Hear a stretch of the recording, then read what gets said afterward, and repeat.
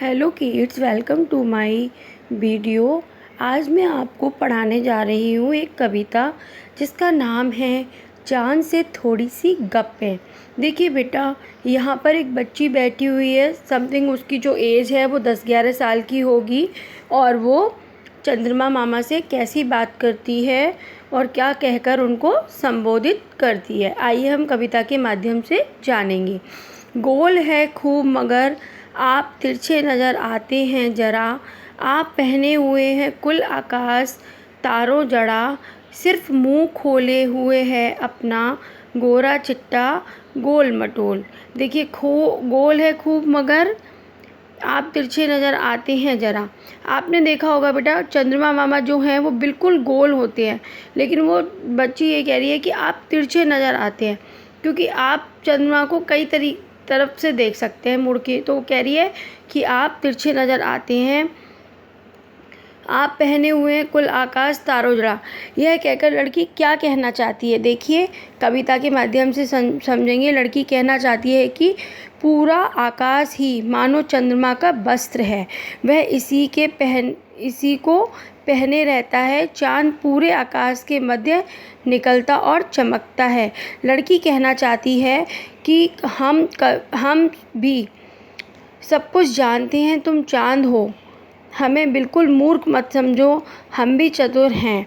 चाँद कभी घटता तो कभी बढ़ता है, उसका ये चक्र चलता ही रहता है, यह स्थिति कभी बदलने वाली नहीं है, ये तो प्रकृति का नियम है। इसी माध्यम से लड़की कहती है गोल है खूब मगर आप तिरछे नज़र आते हैं ज़रा, आप पहने हुए हैं कुल आकाश तारों जड़ा। और कह रही है कि आप ना आकाश क्योंकि चंद्रमा कहाँ निकलता है, आकाश में निकलता है। तो आकाश में चंद्रमा जब निकलता है तो आपने देखे होंगे बेटा, वहाँ तारे भी होते हैं। तो आप कभी तारों की तरफ देखो तो ऐसा लगता है जैसे कि चंद्रमा ने तारों की चादर को ओढ़ रखा हो। सिर्फ मुंह खोले हुए है अपना गोरा चिट्टा गोल मटोल। ऐसा लग रहा है कि आपने अपना थोड़ा सा मुख ही खोल रखा है, अपनी पोशाक को फैलाए हुए चारों सिमत। और ऐसा प्रतीत होता है जैसे कि आपने अपनी पोशाक को चारों ओर फैला लिया है। आप कुछ तिरछे नज़र आते हैं, जाने कैसे खूब हैं गोकी वाह जी वाह। और कह रही है कि जाने आप कैसे हैं, आप कभी भी अपना कैसा भी रूप बना लेते हैं। हमको बुद्धू ही निरा समझा है, हम समझते ही नहीं जैसे कि।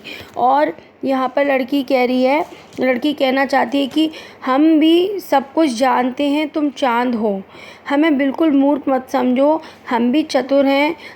और आगे देखिए क्या कहती है, हम समझते ही नहीं जैसे कि आपको बीमारी है, आप घटते हैं तो घटते ही चले जाते हैं और बढ़ते हैं तो बस यानी कि बढ़ते ही चले जाते हैं।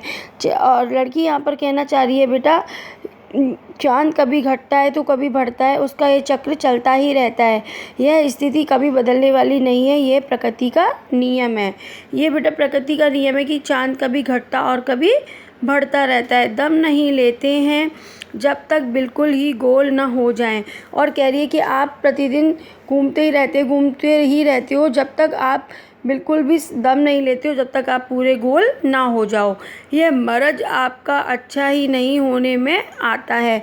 और कह रही है कि आपकी जो ये बीमारी है वो सही होने में ही नहीं आती है।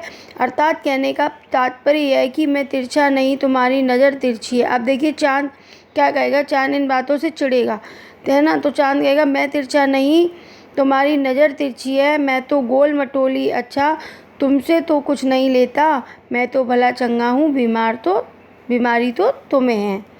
अर्थात कहने का तात्पर्य ये है कि लड़की की बातों से चाँद को थोड़ा बुरा लगता है और चाँद उसको बोल देता है। और बेटा बात सही भी है कि चाँद तिरछा नहीं है, हमारी देखने की जो नज़र है वही तिरछी है। तो वो यही कह रहा है कि मैं तिरछा नहीं, तुम्हारी नज़र तिरछी है, मैं तो गोल मटोली अच्छा, तुमसे तो कुछ नहीं लेता, मैं तो भला चंगा हूँ, बीमारी तो तुम्हें है। इस कविता में जो बच्ची है वो इस माध्यम से समझाना चाह रही है कि चाँद कैसा होता है और चाँद को बीमारी है या नहीं है, और दोनों अपनी अपनी बातों को स्पष्ट कर रहे हैं।